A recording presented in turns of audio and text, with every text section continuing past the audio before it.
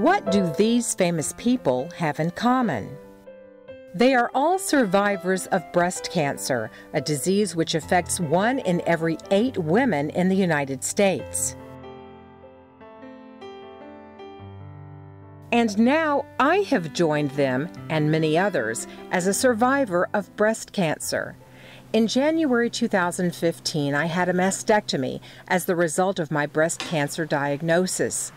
Fortunately, I didn't have to undergo chemotherapy or radiation treatments.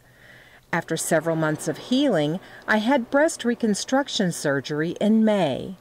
Dr. Joe Griffin performed my breast implant operation, which is one option for women who have had a mastectomy. You've got swelling and some firmness, lumpiness, but all that will resolve over the next couple of months. Dr. Griffin's specialty involves cosmetic and reconstructive procedures, and more than half of the reconstructive surgeries he does are for breast reconstruction. Last year, over 100,000 women had breast reconstructive surgery, and that was up 7% over the year before. The reconstructive procedures have become more popular because women are more informed, they're more engaged, and are more involved in their healthcare decision making.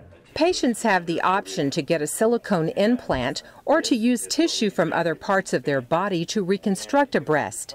Regardless of the choice, there are physical and psychological advantages to having reconstruction. Once that breast is restored, women look in the mirror and they look at themselves either with or without their clothes on and have a sense of a breast, and they're not reminded constantly of that mastectomy and, of course, the associated effect of the diagnosis of a cancer.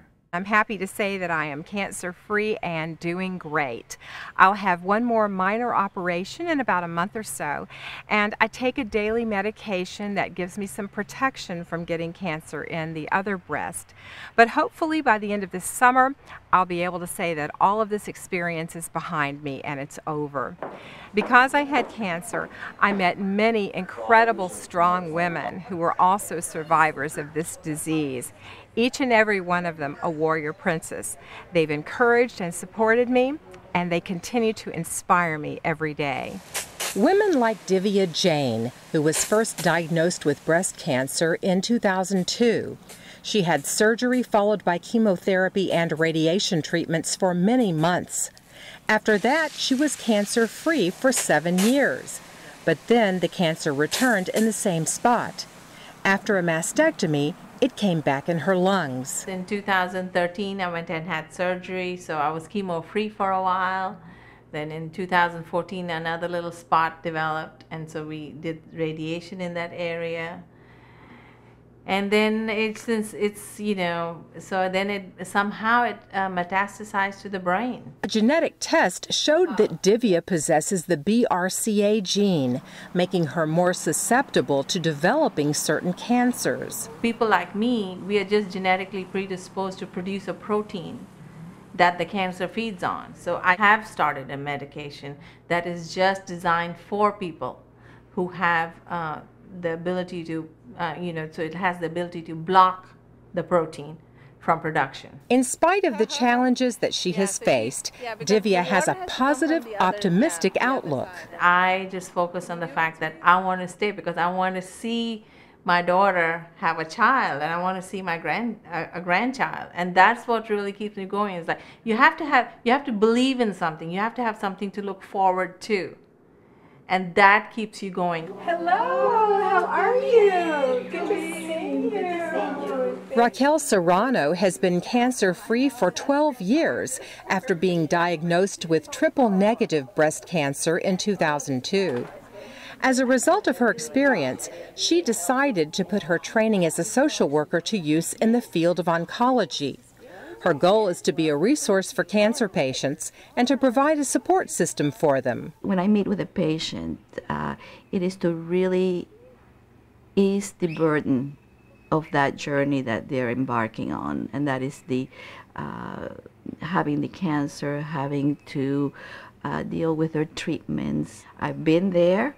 I know some of the struggles that that the patient may have, both physically, emotionally, financially, etc., and spiritually too. In addition to working with cancer patients every day at work, Raquel also coordinates a breast cancer support group.